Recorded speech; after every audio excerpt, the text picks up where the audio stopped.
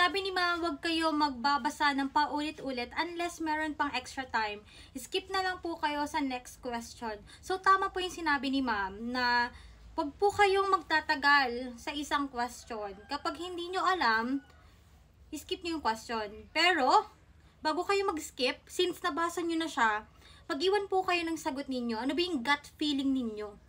Paminsan kasi, yung mga instinct natin, tumatama siya. Bakit kayo mag-iiwan ng sagot kung hindi nyo naman alam yung sagot or nahihirapan kayo? Para po pag wala na kayong extra time na basahin pa yung tanong, meron na kayong sagot. At ang ginagawa ko po dyan, kapag nag-i-skip ako ng question, sinusulat ko po yung number dun sa first page ng questionnaire. Bakit sa first page? Para po madali ko siyang hanapin. Kasi, kunyari, dyan, yung Prof. Ed, sobrang kapal niyan.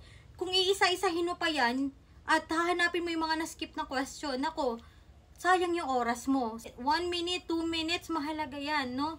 Marami kang masasagutan sa 1 minuto lang. Kaya wag po kayo magsasayang ng oras. At kapag naman may natira pa kayong oras, balikan nyo po yung mga in-skip nyong questions at try nyo pong intindihin yung mga tanong hanggang sa makuha ninyo yung tamang sagot, lalo na sa Prof. Ed. Kaya nga po nang lagi kong sinasabi, sa Prof. Ed, kahit hindi mo alam yung tanong, basta may test-taking skills ka, makukuha mo yung tamang sagot. Ang una mong gagawin, mag-eliminate ka muna ng 2 option.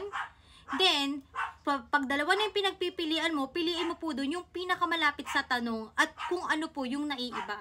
At ganun din po sa Gen Ed. Kapag hindi mo talaga alam yung tinatanong, gamitan mo ng test-taking skills. Ang una mong gagawin, i-remove mo muna yung 2 distractors. Iwan mo yung 2 malapit dun sa tanong. At dun sa 2 pinagpipiliin mo, piliin mo dun kung ano yung mas malapit sa tanong.